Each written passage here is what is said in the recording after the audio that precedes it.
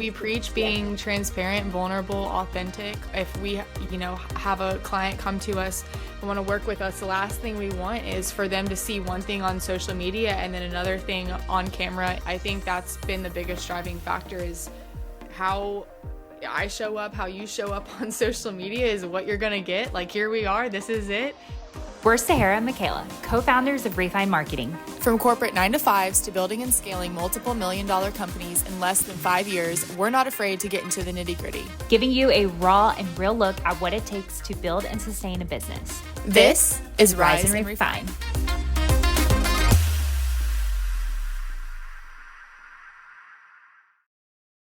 Hello, everyone. We are excited. Welcome to Season 1, Episode 1 of the Rise and Refine podcast. I can't believe I'm saying that. I know, it seems so surreal, so surreal. It's been in the works for, probably a year now. And I mean, you've always wanted to start a podcast though, Sahara. I mean, people have constantly been asking you to start one.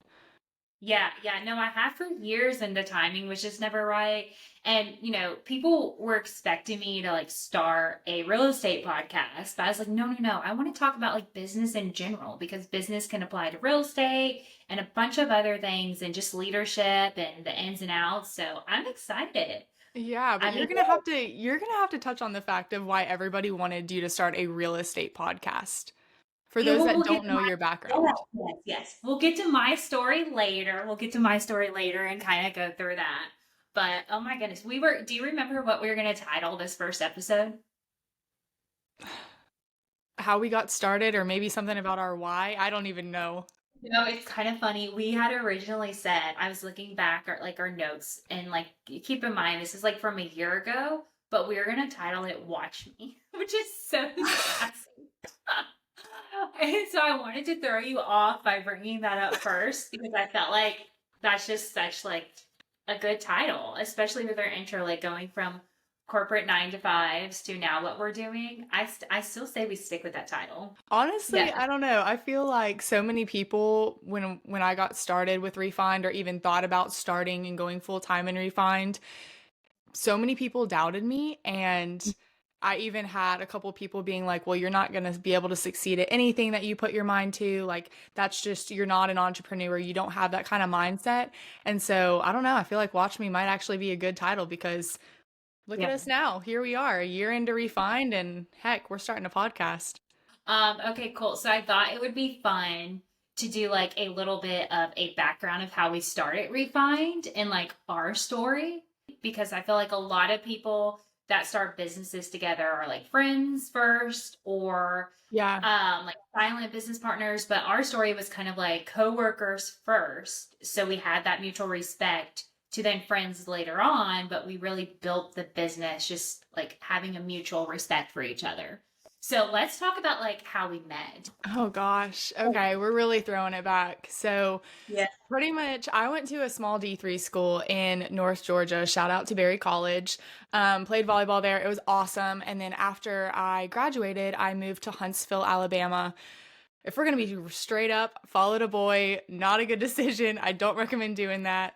But it led me to meeting Sahara at a local real estate brokerage, where she was kind of like this boss babe. I was totally intimidated by her at first. So yeah, I was in a leadership position, and Michaela had just started in the marketing department there. So we were kind of in two separate markets. I would say, I mainly dealt with the agent side. You were on the marketing side. So we didn't mix together too much, but Sahara left, but she was over the whole agent side of things. I was on this social media marketing side, and then I kind of worked my way up with email marketing and then marketing coordinator position.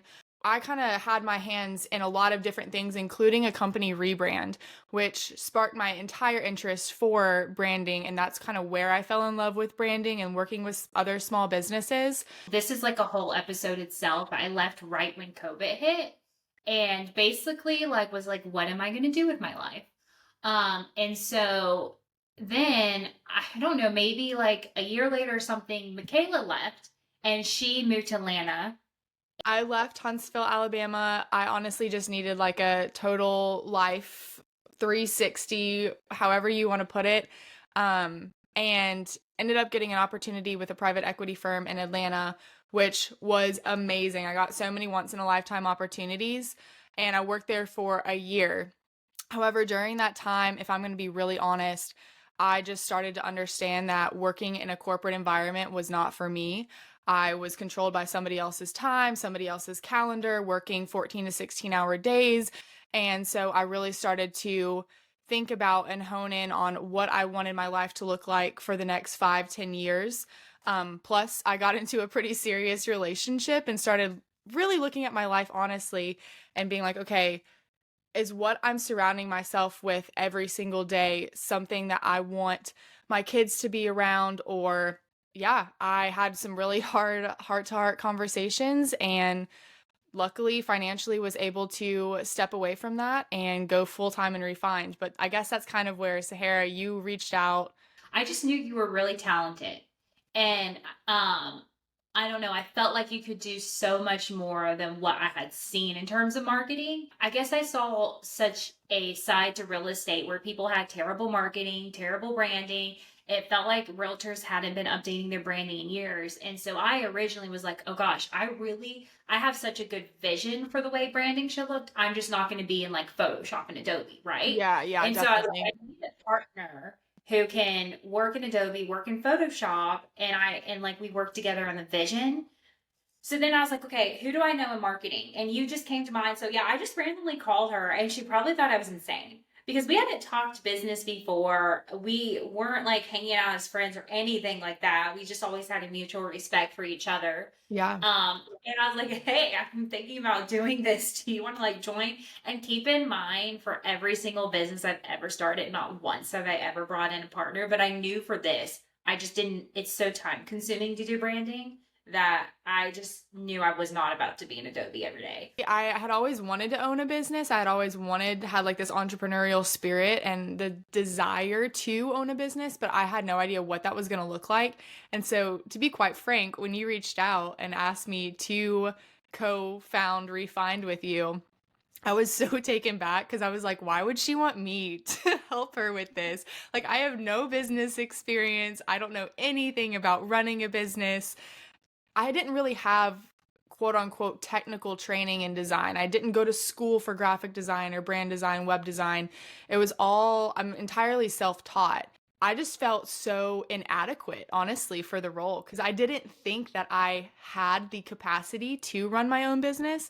And that's obviously where a lot of the mindset work and just self taught came into play. But that's kind of where I was at when you first reached out.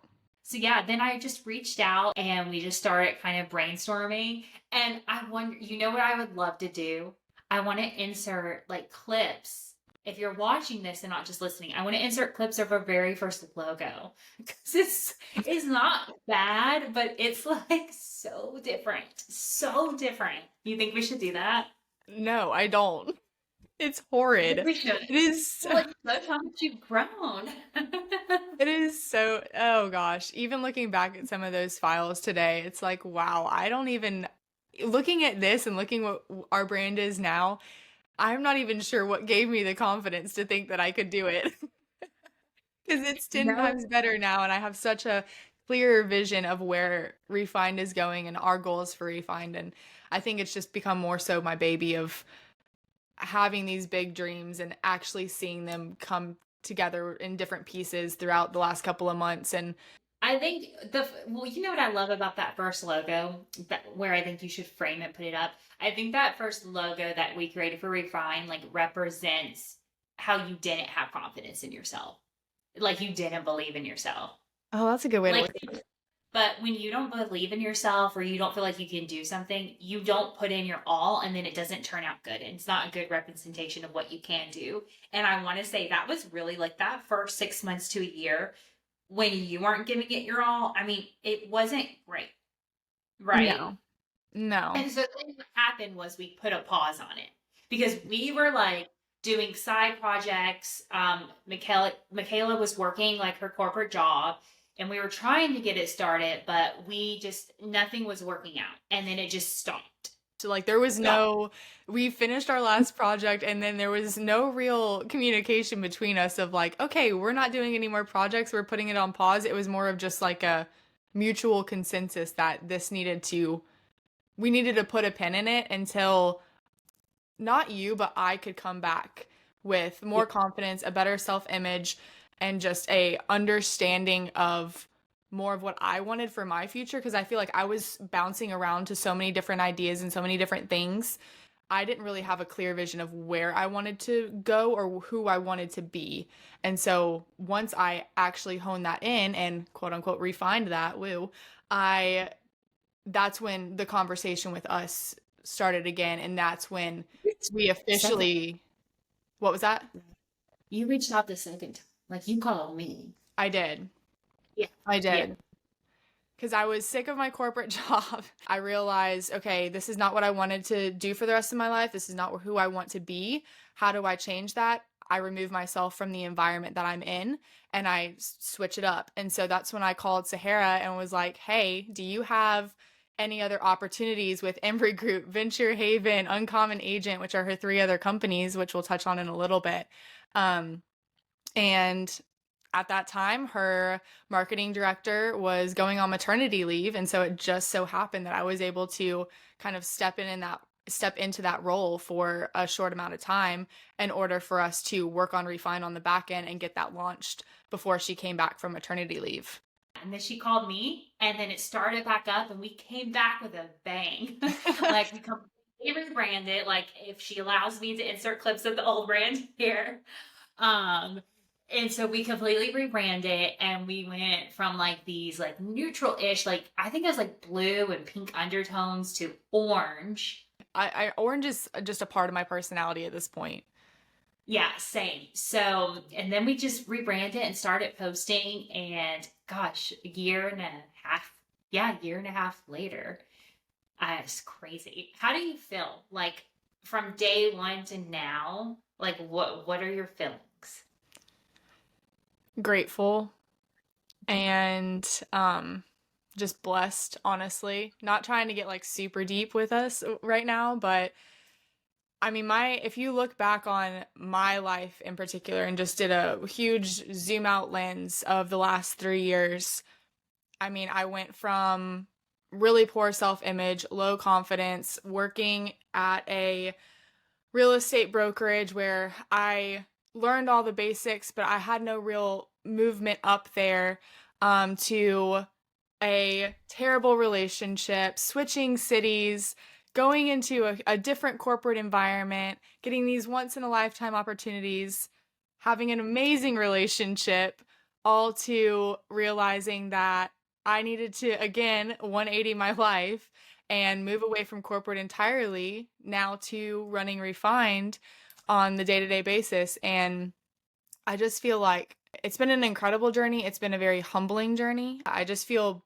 blessed to be able to steward the community that we've been given and do it to the best of my ability and just continue to show up every day and do what we can to help other small businesses. Like it's such a dream of mine to be in the role that I'm in, and I think I'm just filled with gratitude for it. You learn who your ideal client is over time. In the beginning, you take any client, right? Like Yeah. that's real life. You take any client.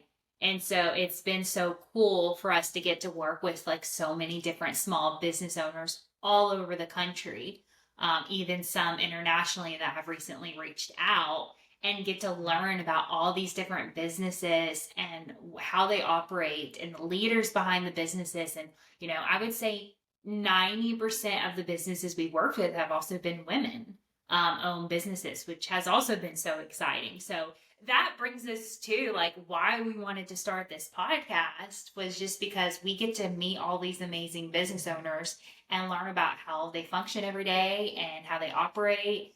And a lot of them are moms, and some of them own a couple different businesses. And we just get to talk to them and learn and hopefully help other people do what all these small business owners get to do every day, which is like live out their passion, which is so cool.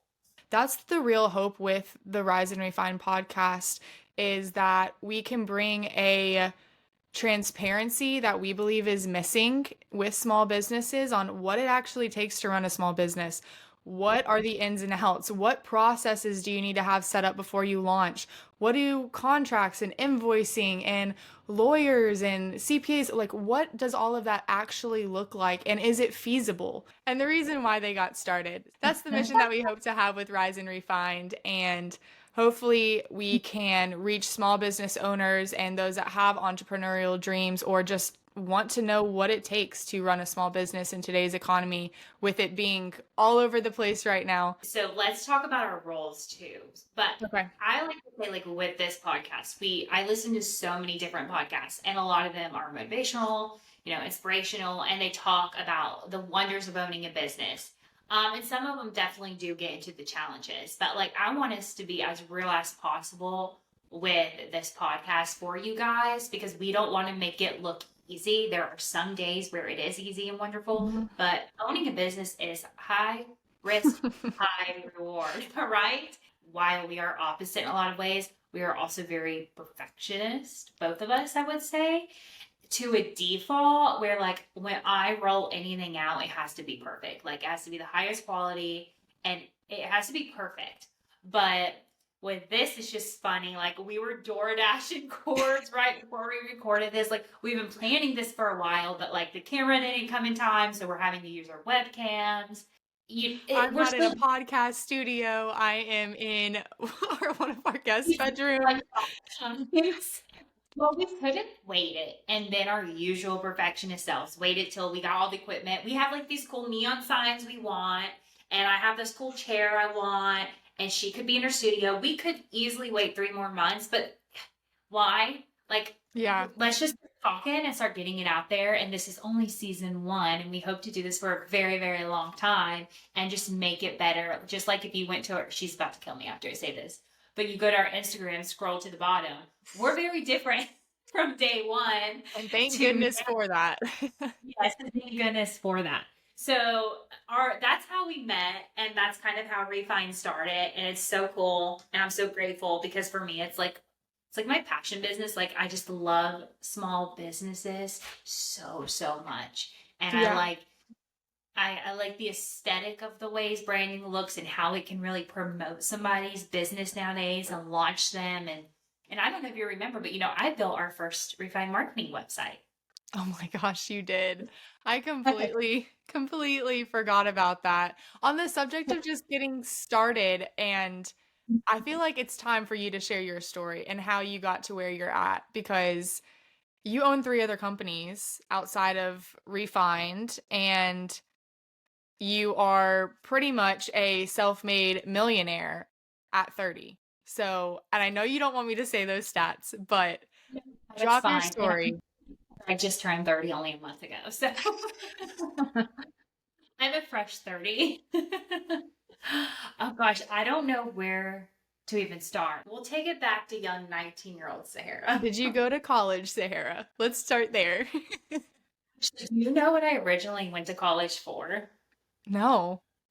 You don't? I never told you this. So, okay, I was never a great student. Like, I am not, my brain is too ADHD. Like, I always say I'm undiagnosed, but like, I could not focus in school. Like, I was not like some like get perfect A's every single time. Like, anyways, I didn't love school, but I went to just a small local community college to be a nurse, which is so funny because I don't like medical stuff, but I really like Grey's Anatomy. And I feel like that's so stereotypical for our generation, though. Grey's was so big when we were growing up. I grew up like going to thrift stores for clothes. Like I remember standing outside getting food stamps once, and I was so embarrassed. I was like, why can't we just go to like Walmart? Why do we have to stand out here and get these boxes? So I grew up like that. And so I didn't have money ever. Like the thought of becoming a nurse just to go to a little bit more school to make, like at the time, 60 to 70,000 a year. I mean, that sounded to me like I was about to become rich. Yeah. It's like, that's amazing, right? Just to be a nurse. So I'm in school, and I was tired of being poor. I was a waitress, just making money, but I got married when I was 19 too. So we were living on our own, paying our own bills. I moved out when I was 17. And so I was just really sick of being poor, honestly. Like I just really wanted to go on vacation and make money and be able to afford stuff. So it's like Trevor, my husband, actually pushed me. He's like, "Why don't you do real estate? You know, it sells." And so I got my past went through my course in like a weekend. I was so motivated because when I set my mind to do something, I'm all in. I make it happen. And Dang. I yeah, and I Okay, was for nice. people that don't know what a real estate course exam looks like, share a little bit more of how crazy that is that you did that in a weekend. Okay, well, it's 60 hours you have to go through. So it's more like what, because I worked during the week, so it was like at nights the first week, and then the full weekend I just sat down and did it all for 2 days straight. Now, I want to say this too, my little real estate tip, because I've been in it for 10 years. Like, most people don't pass the test the first time, and I've never publicly said this, but I failed the test 5 times. No Yes. way. And most people assume because of my success in real estate that I actually like just passed it and I've always had it. But I am like, you remember how I told you I wasn't good in school? I am like world's worst test taker. I get major anxiety. I just don't like comprehend information. I'm a hands-on person. I just cannot go like and study something and pass it. And I took my course looking back. I probably did take it too fast because I didn't retain any of the information and ended up failing and having to do a lot of studying afterwards. But I was Right. determined to pass that test. And I was like, I kept showing up, waiting to pass, and I finally passed. And I started off as an intern at a real estate company. And yeah, just kept moving up. And then I moved up in the company that we met at to basically broker of the company and like team leader of the company. And I was over like 40 something agents. And then I left it all. One day, maybe we'll get to that. But for now, we won't. And right when I left that position, like I was making 150,000 a year and I was only 26. Can you touch on really quickly why you chose to leave? And then when did you know that real estate was your passion? Like that you knew that that's what you wanted to build your career around? I didn't know real estate was my passion until years later. I got into it because I wanted to make money, and that's the honest answer. Like I was tired of being broke. I was like, a sales job to me is like, okay, the harder you work, the more money you make. So Yeah. I knew I wanted to be in a position where I had no cap. So that's why I got into real estate. And then I got a passion not specifically for real estate and selling homes, but I actually developed more of a passion for helping people succeed in real estate. Here I am, this 20 like 3-year-old girl telling people what to do. Looking back on it makes me laugh so hard because yeah, just knowing how 20 like meeting 23-year-olds now, if I were to get them to lead, I would mentally break down as the owner of a company. And I had a lot of growth being a leader at that age. So Yeah. I can imagine no, that was a huge change for you though, specifically with navigating different relationships because of the different age groups that you were over. Like how yeah. did you navigate the different relationships? Um I navigated like from what I know now, I feel like I just worked my ass off learning everything I could so that I could add value to them. I got their respect first by saying, like, hey, like, here's what I know, here's the knowledge I have, here's how I'm going to help you grow. And respect came with time for anyone who's like young, leading a bunch of people. I would say it just takes time to gain their respect. They don't have to have respect for you right away.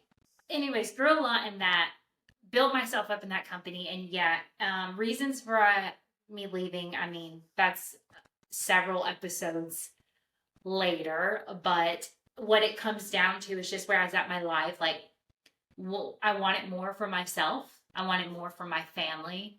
I knew that I wanted to start a family soon. And so I was like, I was so stressed every single day because like in the role I was in, similar to Michaela, like working 9 to 5, it was basically corporate real estate life. And not only that, but I'd get off work and I'd still be working. Like I just looked like, I look at pictures of myself, I looked like dead. And Yeah. so even though I got to this point where I was making the most money I ever had and we were vacationing and we were fine, it was good. I was like, I just want more for myself and I feel like I can do it. And Yeah. so I just I just quit. I I just remember stepped down. you pretty much went on vacation and then just didn't come back. At least Yeah. that's how I remember it. Yeah, well, I came back and, the right thing to do is always to quit and give your 2 weeks. And I did that, but sometimes they let you work out your 2 weeks, sometimes they don't, depends on their feelings. I just went back to being agent and I was like, and then I just left the company in general. And that was April of 2020. And then everything shut down. And I took 6 months off of being in real estate. And for the first time in my life, did not work, which is unheard of for me. Michaela's learned this about me. Like, I work. Like, I have always worked since I was 14 years old. Even when I was like 12, I went door knocking selling my mom's jewelry. COVID forced me to take a step back and not work. And I was like, what do I want to do with my life? And then I just started over as an independent agent. For those that don't know what that means, it just means like you're basically starting from zero again, building my business back up and stuff. And yeah, that's kind of how I got started in real estate and then just built businesses from there. I don't. Yeah, and then you started your own real estate team a little bit later, Yes. and then about 2 years after that, started a property management company based off of another need that you saw because you didn't see really any other property management companies serving their customers at a level that you wanted the industry to be at. Like in our area, we have a lot of investors. And I kept referring them to property management companies. Long story short, when Sahara gets annoyed that she can't find a company that does a good job, she just starts one herself. And so I started Venture Haven. So it was, I was 26 when I started Embry Group. Well, I just turned 27. And then 2 years later, started Venture Haven.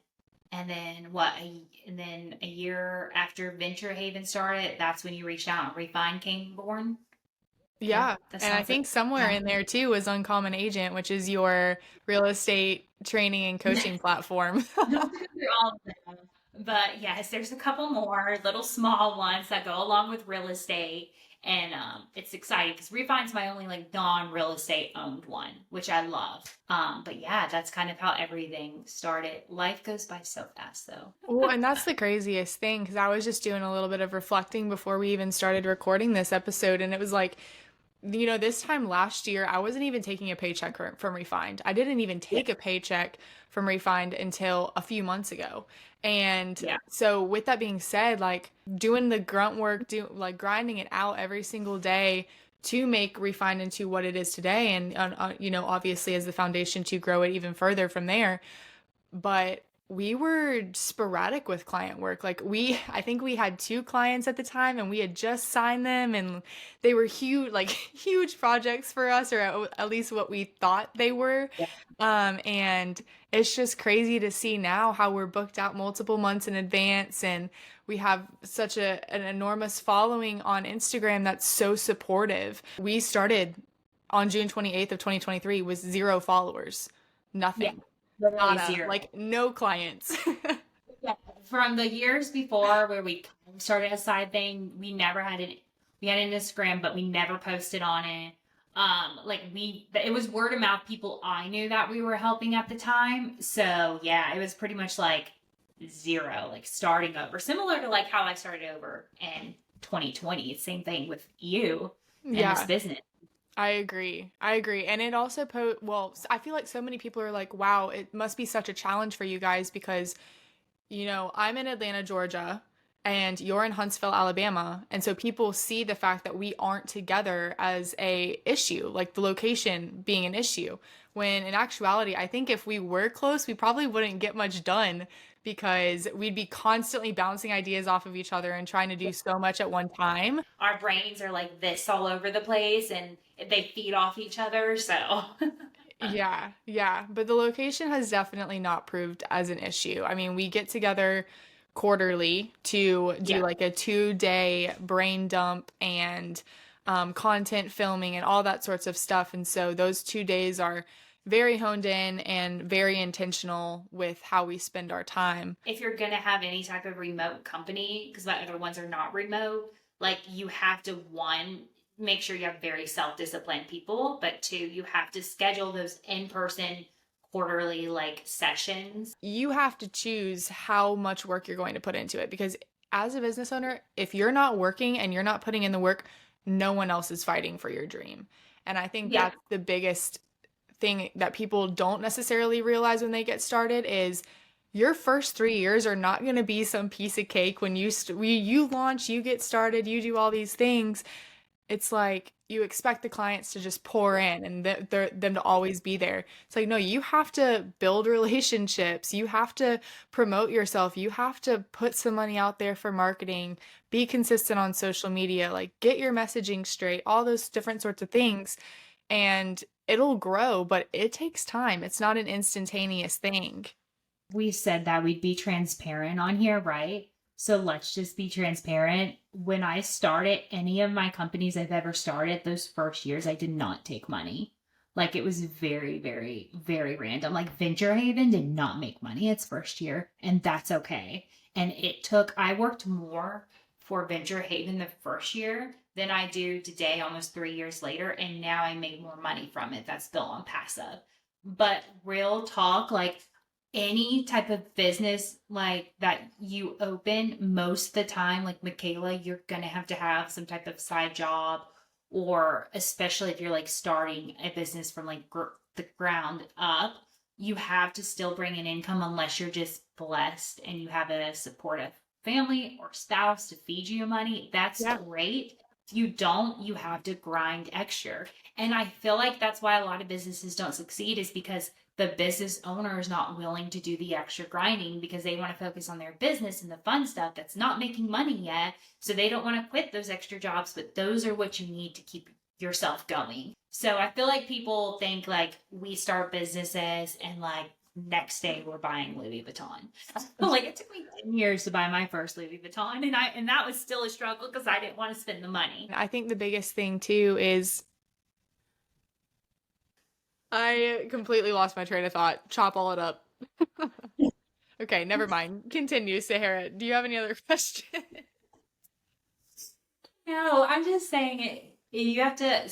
There's this quote, and I wish I could remember, but it goes along the lines of like, if you don't have like this pit in your stomach every day of like worrying about your business in a good way, or the pressure of building the business, or the passion and desire to wake up and get excited on your business, don't do it. That's my honest opinion, because like I was up till midnight last night working on this podcast because I was so excited for it and I had Yeah. passion for it.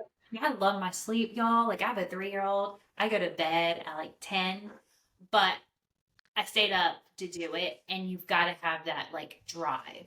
When you go and you start something, anything is going to seem scary at first. Like you go all in on something, it's just plain scary. There's no real rhyme or reason to it. You get the butterflies in your stomach and then your mind starts going crazy and you're like, "Oh, you start to all these thoughts start pouring into your mind of like, I can't do it. I'm not cut out enough for this. Like I don't have the background. I have never run a business." Whatever negative thought you want to say, that might be specific to you will start flooding in, and you just have to take action. That's the biggest step, is action trumps fear every Yeah. single time.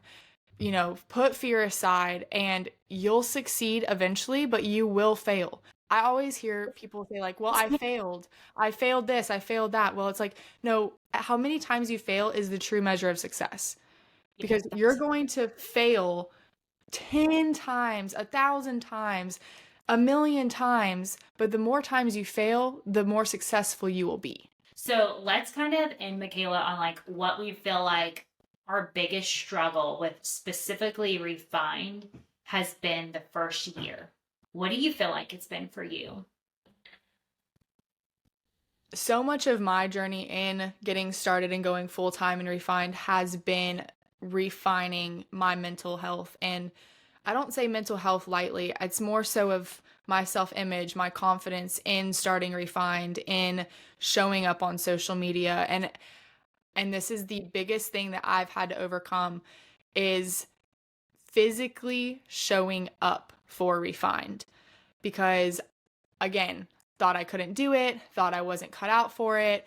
And I had such a huge fear of being on camera because I've just never been one to be in the spotlight or like want to be on the flip side of the camera. I was always very introverted growing up. I But don't think it's because we were shy. I think it's because we didn't have confidence in ourselves. I think naturally both of us are actually outgoing and we yeah, love like talking to people and stuff. But like I feel like both of us can relate in the sense of I think it was just because we both lacked confidence in who we were. not to get into the weeds with this, but growing up, my sister she's amazing. She is so outgoing, so funny. I always tell people that she's like the better version of me in every way. But I think just growing up, I have a very corny sense of humor. I have my dad's sense of humor, whereas my sister is just plain funny. And so everybody gets her humor. And so I think with me, I just kind of let her have the spotlight because she can dance, she can do all the funny things, and like everybody loves it. Whereas with me, I was just kind of like, I'm just gonna, put myself in the background, like cheer her on and excel in other ways. And that's always kind of been my personality. And so I say with this in starting, and Sahara was like, I have 3 other companies. I have so much else going on. I can't be the full-time face of Refined. And I honestly didn't know where she was going with that because I was like, cool. Like, I guess we're just not going to show up on social media. Like, no need to put a face. We'll just have our logo, whatever. And then she was like, no, you're going to be the face of Refined. Like, I need you to step up and do that. That was a huge shock, but it was also a total blow to me because I didn't understand or knew how that was going to dramatically impact the rest of that year, but also like the rest of my life. And that might sound so dramatic, but in all honesty, I mean, the first time I tried to even record a voiceover for a reel, and if you go back and you listen to it now, it is so cringy, but it is still out there. And I had to go into my closet and shut the door and continuously re-record myself. I mean, I started crying. I started just like blubbering because I was having so much doubt wash over me and fear that if people heard me, they wouldn't appreciate or like my voice, or I don't know, I just had these so many lies built up in my head of who I was and whose I was. And so it was, I don't know, I just had to overcome all of that. And the only way I overcame it was simply by doing it over and over and over again. I have probably dozens of recordings on my phone of just straight mess ups. That's probably been the biggest thing that I've had to overcome because now today I can jump on stories in my pajamas like I did this morning and not give a crap about it. Whereas that would have terrified me a year ago and I just simply wouldn't have done it. We are our own worst critic, and what you were probably saying in your head was a lot worse than what anyone has ever thought. Yeah, Um, definitely. everyone has been so supportive that it's just been crazy. But yeah, I remember those first conversations, and I remember when you recorded your first video, you like literally kept sending me like cuts and edits and it over and over again, and I was like, just post it. I'm not gonna watch any more edits. Like it is fine. Put it out there. Now you don't send me anything unless I mean you still will occasionally send me something, but that's usually if it's like more unique. But now she's just posting like left and right on stories, no makeup, pajamas on, and that's what people want to see, the real us, Yeah. right? I mean, that's what Not we like preach. We preach yeah. being transparent, vulnerable, authentic, and like showing up as you. I mean, the last thing we want to, if we, have a client come to us and want to work with us, the last thing we want is for them to see one thing on social media and then another thing on camera in personal conversations with them regarding their project. And so I think that's been the biggest driving factor is how I show up, how you show up on social media is what you're going to get. Like, here we are. This is it. I don't know. I feel like there is a heavy emphasis on filters nowadays on social media. And, I never want anybody to feel like they have to compare themselves to me or our account or our journey because it's all about finding your own pace with owning your own business. Let's wrap it up and kind of talk about like how this podcast is going to work. So our like thought process when we did this was what me and Michaela would do. Like Monday's my favorite day of the week. You can call me crazy, it is.